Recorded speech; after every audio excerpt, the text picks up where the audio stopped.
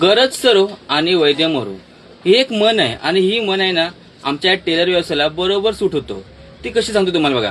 काही कस्टमर कसे असतात, त्यांना ब्लाऊजची गरज असते तेव्हा ते सारखे फोन करतील किंवा सारख्या फेऱ्या मारतील आणि त्यांचा एकदा ब्लाऊज शिवून झाला की ते न्यायला येतील आणि न्यायला त्यांचे घाई येतील, शिलाई घेऊन येणार नाही.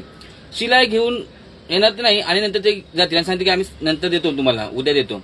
की ते 8-10 दिवस गेले की आपण त्यांना फोन करायचा, मग ते सांगतील आम्ही उद्या येतो. त्यांचा उद्या कधी कधी ना महिना उजडतच नाही. मग त्यांची गरज होती ती पण त्यांना फोन करत होते किंवा येत होते. रात्री 10, 11, 12 वाजता पण ब्लाऊज न्यायला येत होते. मग तेव्हा त्यांना गरज होती आणि आता त्यांची गरज फिटली म्हणजे त्यांना आपली काहीच गरज नाही. बरोबर आहे ना. म्हणून मी म्हणतो गरज सरो आणि वैद्य मरो. पण तुम्ही असं नका करू. तुम्ही प्रत्येक वेळी येताना शिलाई घेऊन या आणि येतात वरती अर्धी शिलाई आणताय तुम्ही, त्याचे 100-200 रुपये तुम्ही बाकी ठेवता. अहो ते 100-200 रुपये म्हणजेच आमची मजुरी असते. कधी कधी कसं सांगतो तुम्हाला, 30 रुपयाचं अस्तर, 5 रुपये धागा आणि बाकी सगळा खर्च येतो की नाही. मग तुम्ही जे 100-200 रुपये बाकी ठेवता ना, ती आमची मजुरी असते. मग त्या तुम्ही ठेवलेल्या मजुरीमध्ये आम्ही घर खर्च भागवायचा, दुकानाचा भाडा काढायचा की याला लागणाऱ्या वस्तू आणायच्या आणि आमचा व्यवसाय पुढे जाणार कसा.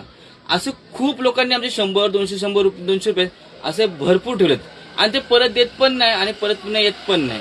बोललो की देतोय तो सांगतो म्हणजे धावायचं. म्हणून मी म्हणतो गरज सरो आणि वैद्य मरो.